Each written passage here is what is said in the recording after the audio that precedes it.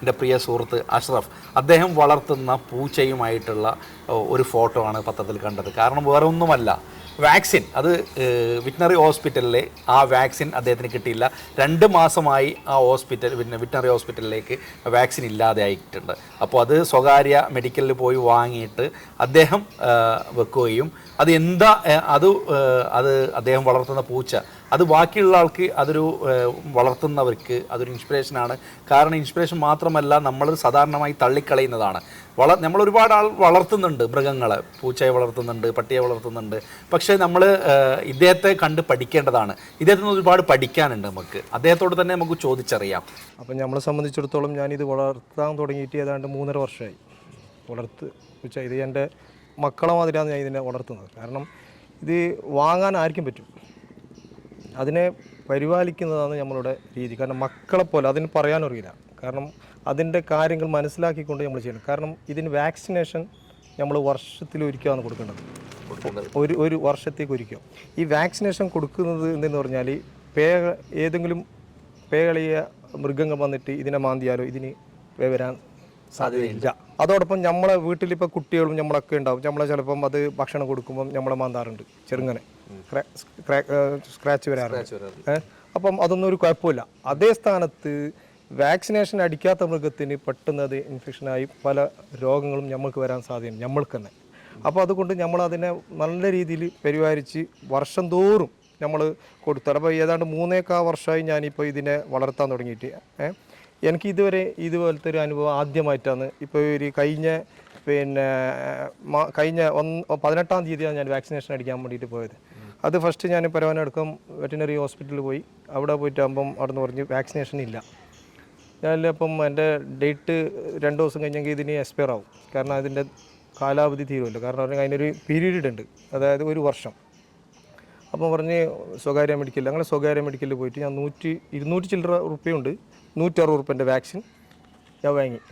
Vaccine വാങ്ങിയത് അത് rabies എന്ന വാക്സിനാണ് ഇനി വെക്കൽ. റബീസ് ഈ പേ വരുന്നതിനുള്ള റബീസ് ഫ്രീ കൊടുക്കലാണ് ഗവൺമെന്റ് ഹോസ്പിറ്റലിൽ അത് ഫ്രീ ആണ് കൊടുക്കാറ്. പക്ഷെ അത് അവിടെ ഇല്ലാത്തത് കൊണ്ട് പുറത്തുനിന്ന് മെഡിക്കലിൽ നിന്ന് വാങ്ങിയിട്ട് അടിക്കേണ്ട ഒരു അതാണ് വാർത്തയാകാനുള്ള കാരണം. സർക്കാരിൽ 2 മാസമായിട്ട് ഈ വാക്സിൻ ഇല്ല. അപ്പം ഞാൻ അതിന് ചോദ്യം ചെയ്തു ഡോക്ടർമാരോട്, എന്താ കാരണം. അപ്പം പറഞ്ഞു ഏതാണ്ട് 2 മാസങ്ങളായി ഇവിടെ വാക്സിൻ ഇല്ല. ഞാൻ കാരണം എന്താ അപ്പം പറഞ്ഞു അത് ഷോർട്ടേജാണ്. കാരണം തെരുവുനായികൾക്ക് വാക്സിൻ അടിക്കുന്നുണ്ട്. അന്വേഷിക്കുമ്പോൾ തെരുവുനായികൾക്ക് വാക്സിനേഷൻ കുറച്ചേ അടിച്ചിട്ടുണ്ടാവും. കാരണം ഏതാണ്ട് 10 പഞ്ചായത്തിന് ഇപ്പം കൊടുക്കാനുണ്ട്. കാരണം പറഞ്ഞാൽ പേപ്പറിൽ വായിച്ചാൽ മനസ്സിലാവും. കാരണം 10 പഞ്ചായത്തിന് ഇപ്പം അവർ ഇത് വാക്സിനേഷൻ കൊടുത്തിട്ടില്ല. അത് വെറ്റിനറി ഡോക്ടർമാരെ അനൗൺസ് ചെയ്തിട്ട് വാക്സിൻ ഇല്ല. 40,000 വാക്സിന് വേണം ഇവിടെ. അതായത് ഇവിടുത്തെ ഈ മൃഗത്തിൻ്റെ, അതായത് കണക്കിൽപ്പെട്ടത് മാത്രമാണ്. കണക്കിൽപ്പെടാത്ത എത്ര ഉണ്ടാവും? 40,000 വാക്സിന് വേണം, 40,000 ഡോസ് വാക്സിൻ. ശരിക്കും ഇത് വെക്കുന്നുണ്ടെങ്കിൽ ഇപ്പോൾ വളർത്തു പൂച്ച എന്ന് പറയുമ്പോൾ നമ്മൾ നാട്ടിൽ സാധാരണയുള്ള പൂച്ചനെയൊക്കെ വീട്ടിൽ വളർത്താറുണ്ട് എല്ലാവരും. അതിനും വാക്സിൻ വെക്കണം. പക്ഷെ വെക്കാറില്ല. അതില്ല ഭവിഷ്യത്ത്. അതിനൊക്കെ വെക്കുന്നുണ്ടെങ്കിൽ ഈ സർക്കാർ അപ്പോൾ ഇത്രയും വാക്സിന് പോരാല്ലോ. ലക്ഷക്കണക്കിന് ഡോസ് വേണ്ടി വരും. ഇപ്പം 40,000 എന്ന് പറയുമ്പോൾ എന്നെ പോലെ ഇത് രജിസ്റ്റർ ചെയ്ത് ഇതിന് പേരിട്ട് ഇതിന് നാളെ ഫോളോ അപ്പ് ചെയ്ത് എല്ലാ വർഷവും ഇതിനെ വളരെ മക്കളെ മാതിരി പരിപാലിക്കുന്ന രീതി ആയതുകൊണ്ട് എനിക്ക് അറിയാൻ സാധിക്കും. കാരണം എന്ന് പറഞ്ഞെങ്കിൽ ഇപ്പോൾ ഈയിടെ എൻ്റെ ഒരു സുഹൃത്തിന് വീട്ടിൽ വളർത്തുന്ന ഒരു പൂച്ചനെ അതിനെന്തോ ചെറിയൊരു സ്ക്രാച്ച് ആക്കിയിട്ട് വളരെ കടിച്ചിട്ട് ഒരുപാട്, അതായത് കാശും ചിലവായി ഒരുപാട് പ്രയാസപ്പെട്ടിട്ടുണ്ട്. ചികിത്സയിൽ ചേട്ടി, അതായത് 2-3 മാസം ചികിത്സയിലുണ്ടായിരുന്നു. ഇൻഫെക്ഷനായിട്ട് കൈ വരെ പഴുത്ത് ആ രീതിയിലൊക്കെ ആയിട്ടുണ്ട്. അപ്പം നമ്മൾ പൂച്ച ആർക്ക് വളർത്താം, അതിനെ പരിപാലിക്കുന്നതാണ് ഏറ്റവും വലിയ കടമ. കാരണം മക്കളെ മാതിരി തന്നെ ആയിരിക്കണം അത്. വാക്സിനേഷൻ, റാബിസ് വാക്സിനേഷൻ വർഷം തോറും കറക്റ്റ് ഡേറ്റ് ചെയ്തിട്ട് കുട്ടികളെ പോളിയോ എങ്ങനെ കൊണ്ടുപോയിട്ട് വെക്കുന്നത് അതുമാതിരി ചെയ്താലേ നമുക്ക് ഏതൊരു മൃഗത്തെയും നമുക്ക് പൂച്ച മാത്രമല്ല, നായ, അങ്ങനത്തെ വളർത്തു മൃഗം കുറേ ഉണ്ടല്ലോ. അപ്പോൾ അതുകൊണ്ട് നമ്മൾ നായയും പൂച്ചയുമാണ് ഏറ്റവും ജനങ്ങൾ മനുഷ്യരുടെ അടുത്ത് ഇടപഴകി ജീവിക്കുന്നത്. ആ സംഭവം അത് ഗവൺമെൻറ്റിൻ്റെ അനാസ്ഥയാണ്. കാരണം വെറ്റിനറിയിൽ അവരെന്ത് ചെയ്യാൻ അവർക്കെന്ത് ചെയ്യാൻ പറ്റില്ല. കാരണം ഇവർ ഗവൺമെൻറ് കൊടുത്താലല്ലേ ഇവർക്ക് ഫ്രീ റാബീസ് വാക്സിനേഷൻ തരാൻ പറ്റൂ. എൻ്റെ ഇപ്പം 3.5 വർഷത്തോളമായി ആദ്യമായിട്ടാണ് എനിക്ക് ഇങ്ങനെ തരാൻ പോകും.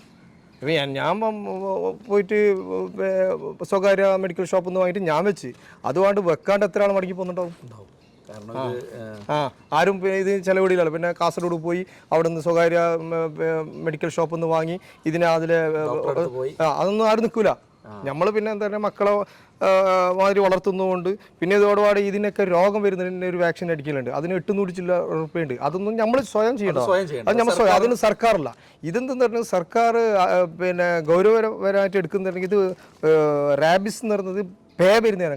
അത് പിരാന്ത് അളിപ്പോയില്ല. മറ്റുള്ളത് വന്നിട്ട് അടിച്ചാൽ ഇതിന് പിരാന്തുള്ളൂ. അപ്പോൾ ഞങ്ങൾക്കും അതിനുള്ള എഫക്റ്റ് വരും. കാരണം വളർത്തുമ്പോൾ കുട്ടികളെടുത്തും നമ്മളെടുത്തൊക്കെ ഇങ്ങനെ ജീവിക്കുന്ന സാധനമല്ലേ ഈ പൂച്ച എന്ന് പറയുന്നത്. സാധാരണ തള്ളിക്കളയേണ്ട ഒരു വാർത്തയെല്ലാം തോന്നി. കാരണം എല്ലാ വീട്ടുകളിലും ഇന്ന് കാണാം പൂച്ചയോ പട്ടിയോ വളർത്തുന്നുണ്ട് എല്ലാവരും.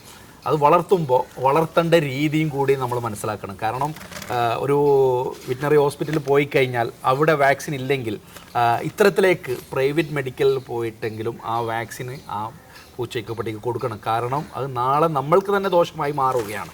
അതാണ് പറഞ്ഞു വരുന്നത്. അത് പിന്നെ എങ്ങനെ കുട്ടികളെ നമ്മളെ മക്കളെ വളർത്തുന്നതിനേയും കാട്ടി കൂടുതൽ പ്രാധാന്യം കൊടുക്കണമെന്നാണ് അദ്ദേഹം പറയുന്നത്. കാരണമുണ്ട്, മക്കൾക്ക് എന്തെങ്കിലും ഉണ്ടെങ്കിൽ പറയാൻ പറ്റും. പൂച്ചയ്ക്ക് ഒന്നും പറയാനും ഉണ്ടാനും പറ്റാത്ത ജീവിയാണ്.